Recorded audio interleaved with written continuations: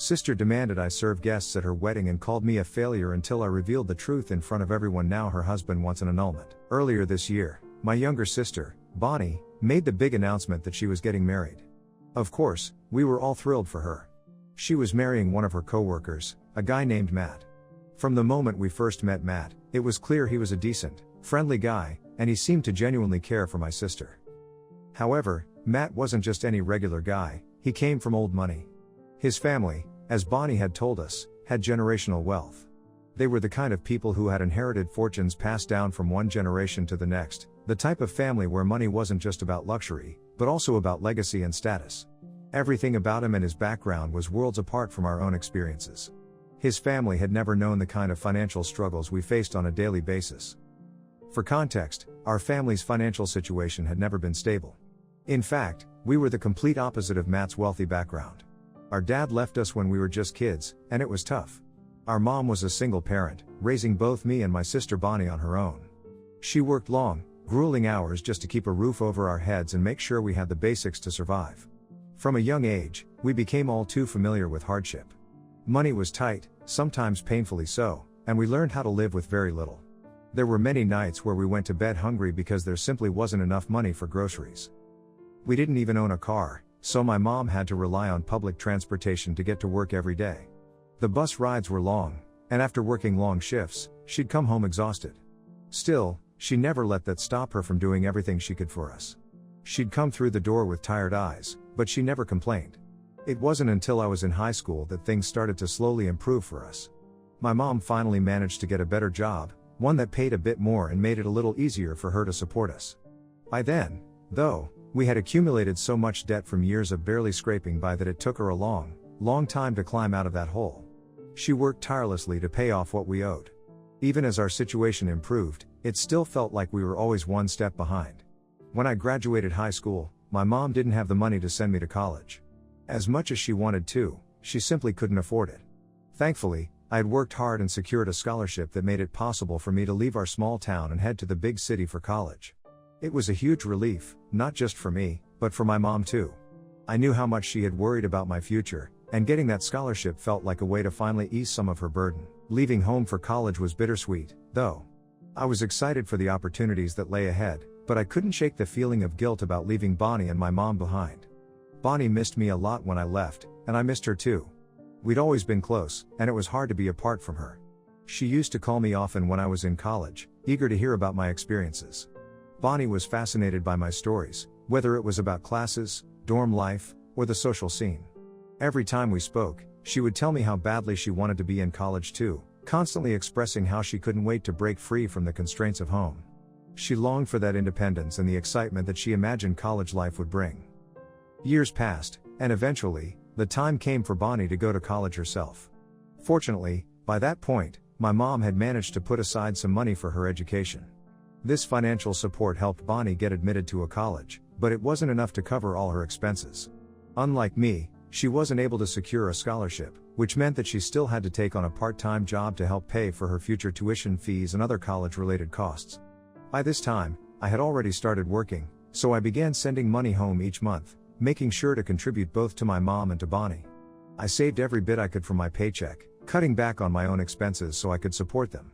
It wasn't always easy, but it was important to me to ensure that Bonnie had the chance to pursue her education without feeling completely overwhelmed by financial burdens. However, once Bonnie got to college, she completely changed. It was the first time in her life that she was away from home, away from all the responsibilities. Suddenly, she had complete freedom, and she embraced it, perhaps a little too much. Bonnie began to explore a different side of life, one that involved partying, alcohol, and drugs. She also began to realize the influence she could have as a young woman. Bonnie could flirt her way into almost anything, from getting free drinks at bars to gaining attention wherever she went. It wasn't long before her life became a whirlwind of relationships. She was always either in a relationship or moving on to the next guy. Each breakup would lead to another new fling, and it seemed like she was caught up in a cycle of excitement, heartbreak, and the rush of something new. The trouble really began when Bonnie got herself into a serious situation at one of her rich friends' parties. Everyone there was using drugs, when someone called on the police complaining about the loud music. A lot of her friends slipped out, but Bonnie wasn't so lucky. She was too drunk to run and was caught by the police along with 3 other people. Fortunately, She hadn't actually used any drugs that night, which worked in her favor. Because this was her first offense, she ended up spending the weekend in jail and was later released after being assigned community service. My mom was furious. She couldn't believe Bonnie had gotten herself into such a situation, and gave her a stern talk which fell on deaf ears. I felt equally concerned, if not more. This wasn't the Bonnie I grew up with, and I felt a strong sense of responsibility as her older sibling to help guide her.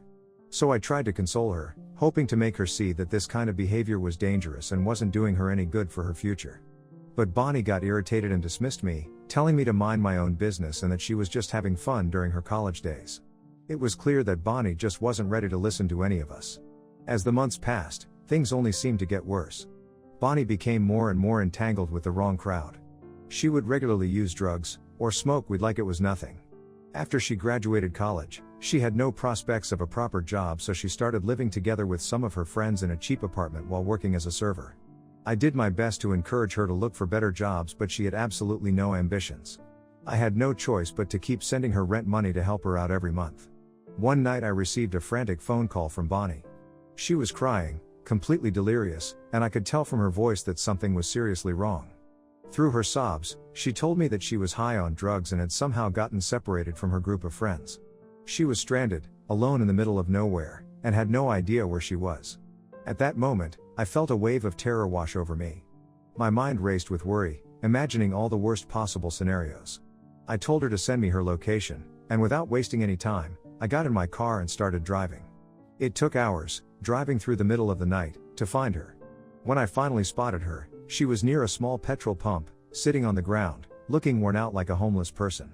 Her clothes looked dirty and she smelled terrible. She confessed how she and her friends regularly drove into the woods to try out drugs just for some fun. I shook my head in disappointment. Although I was relieved beyond words to have found her alive and unharmed, the fear of what could have happened lingered heavily in my mind. So, I told her that enough was enough and that she needed to check herself into rehab. Of course, Bonnie immediately refused, brushing off the severity of her situation, claiming her drug habits weren't that bad and insisting that she could handle herself. I reminded her that our mom was getting older, and that I couldn't just drop everything every time she called me in a crisis. I loved her, but there were limits to how much I could physically or emotionally handle. I threatened that I would stop sending her money every month, and without it, she'd have no choice but to move back in with mom since she wouldn't be able to afford rent. In the end, much to my relief, Bonnie finally agreed to go to rehab. Mom and I were happy to see that she was finally going to try to change herself and this could be a fresh start for her. But of course, it wasn't simple. Rehab was tough for Bonnie. She hated every second of it. There were days when she would call, angry and frustrated, wanting to quit and insisting that she didn't belong there. She resented us for making her go through it, but after a few days, she started to calm down and adjust. A month after Bonnie was released from rehab, I could see a noticeable change in her. She looked healthier, more vibrant, and for the first time in a long while, she resembled the Bonnie I remembered from our childhood. It was like seeing a glimpse of the younger sister I grew up with, the one who had dreams, energy, and a spark that had been dulled by her experiences in recent years. To help her avoid falling back into old habits, I encouraged Bonnie to move in with me instead of going back to live with her old roommates.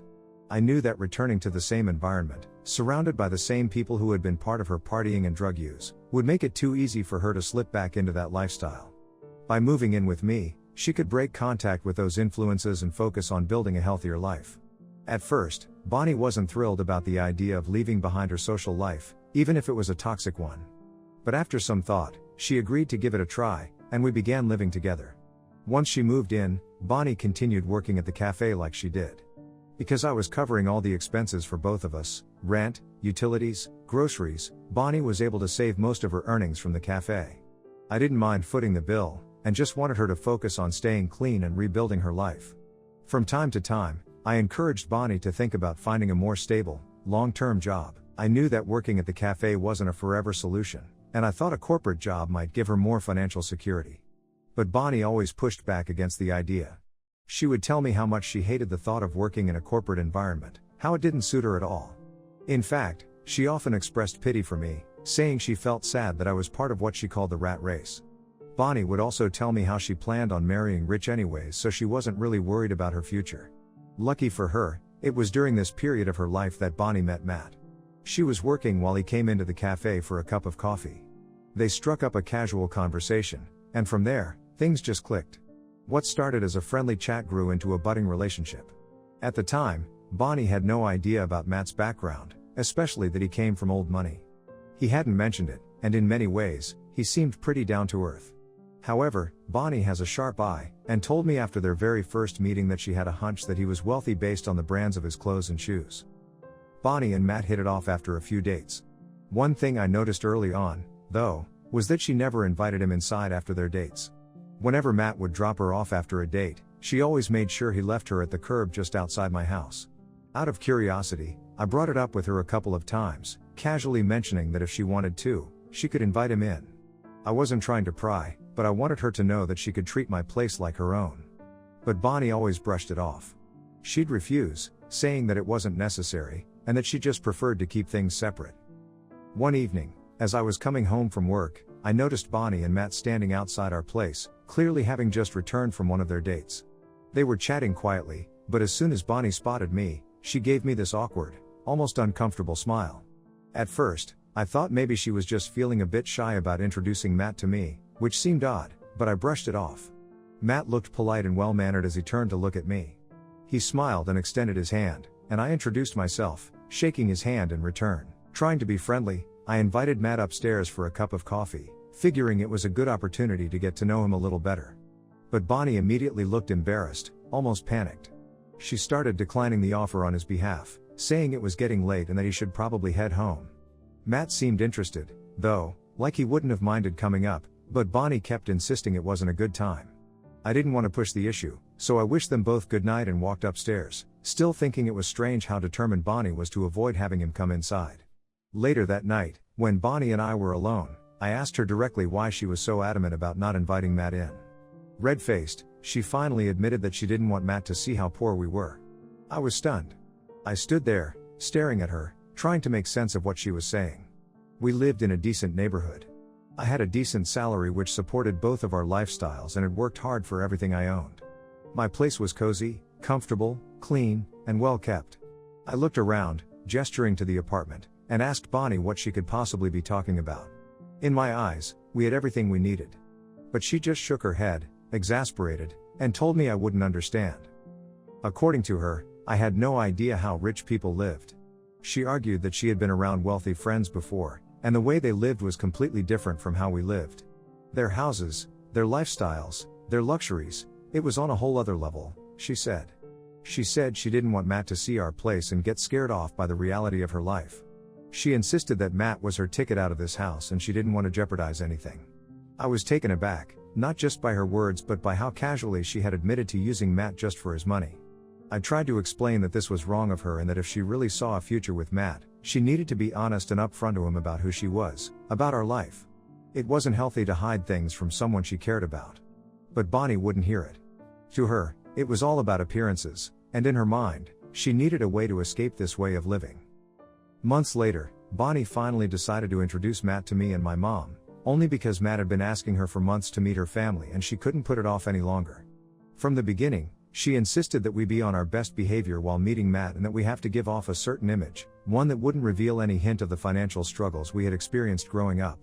Bonnie made it clear that this dinner had to take place at one of the best restaurants in the city, the kind of place where you had to make reservations well in advance and the prices were so high, I couldn't even imagine spending that kind of money on a meal.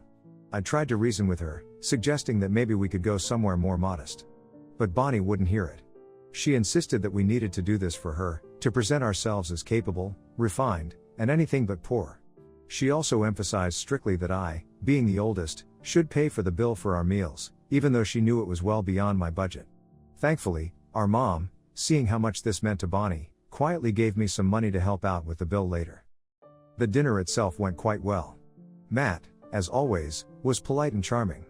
He didn't give off any airs of superiority or entitlement, which made me wonder even more why Bonnie was so concerned about impressing him. At one point, when the check came, Matt graciously offered to pay for the meal. But before I could even consider letting him cover it, Bonnie laughed and quickly jumped in, refusing his offer. She made a point of telling him that we were more than capable of handling the bill ourselves, and she absolutely wouldn't let him pay.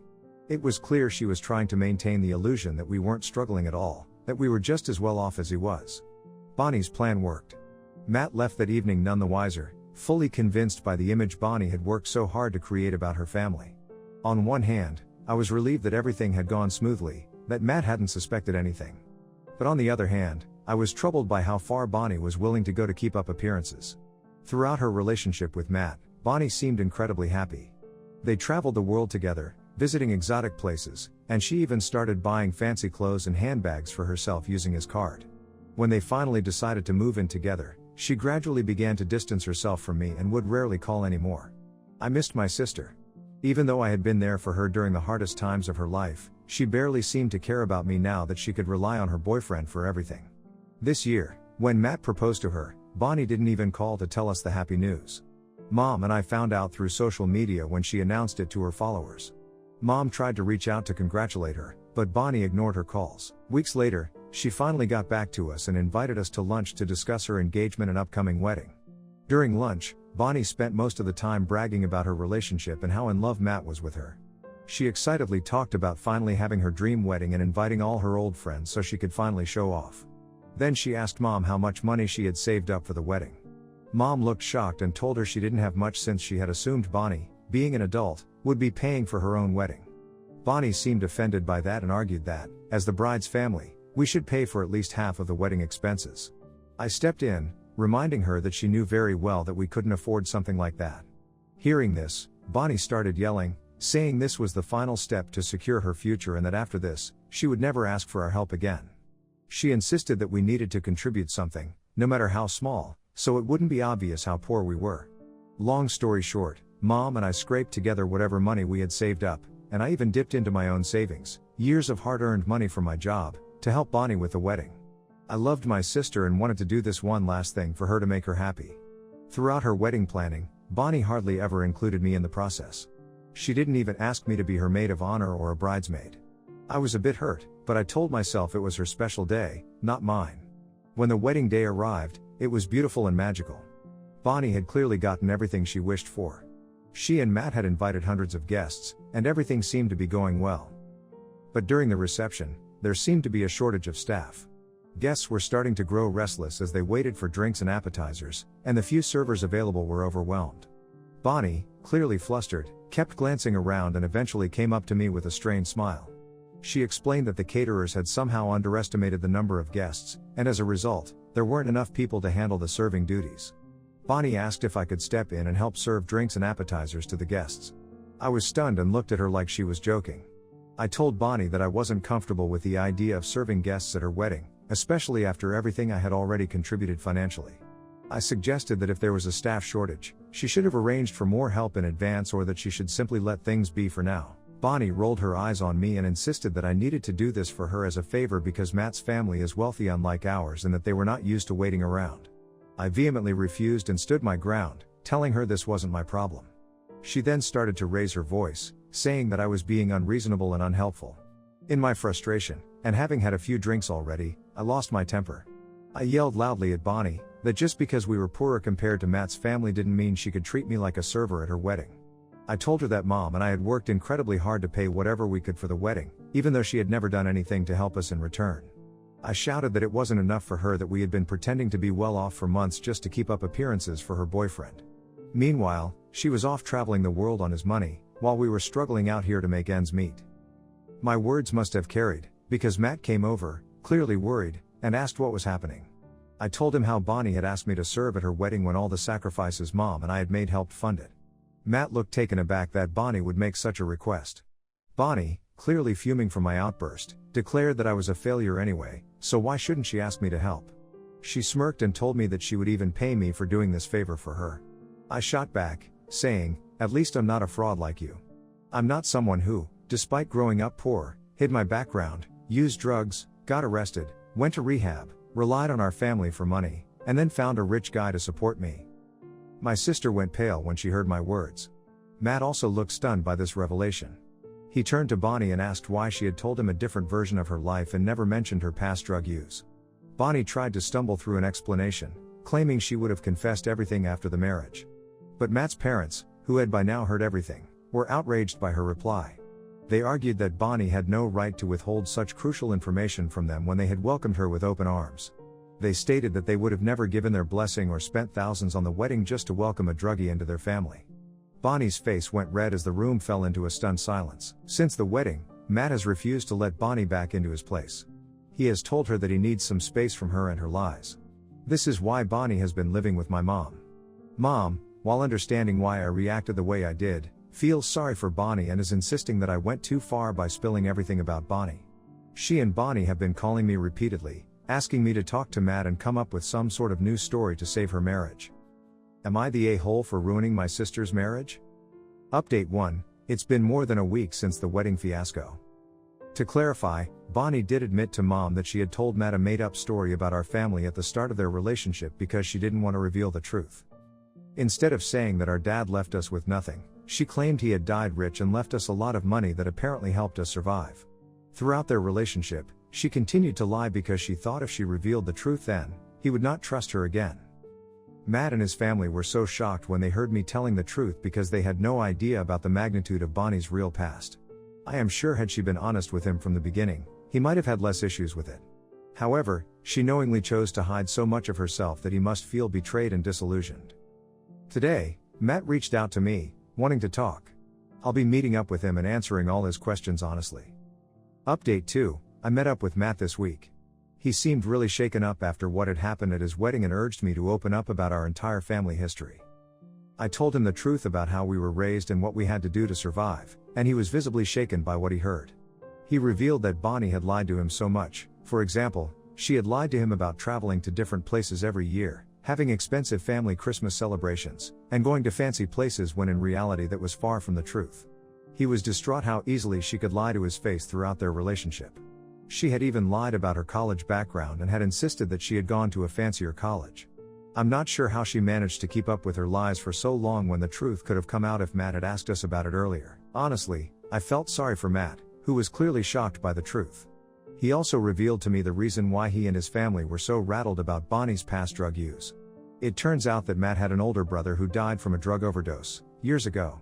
They were still grieving for his brother to this day and missed him immensely. Matt confessed that after finding out the truth, he could not see Bonnie the same way.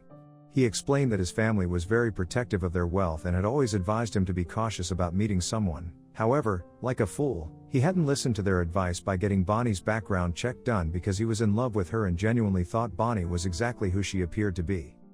Now that he was wrong and couldn't trust Bonnie any longer, he planned to annul their marriage as soon as possible.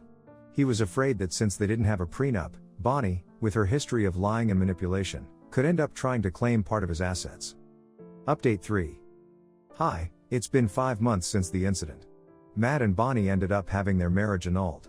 Matt was kind enough to reimburse Mom and me for our part of the wedding expenses. Bonnie is devastated and blames me for destroying her marriage. She still lives with Mom and is currently looking for a job. Initially, she used to send me several toxic messages while refusing to accept her own mistakes.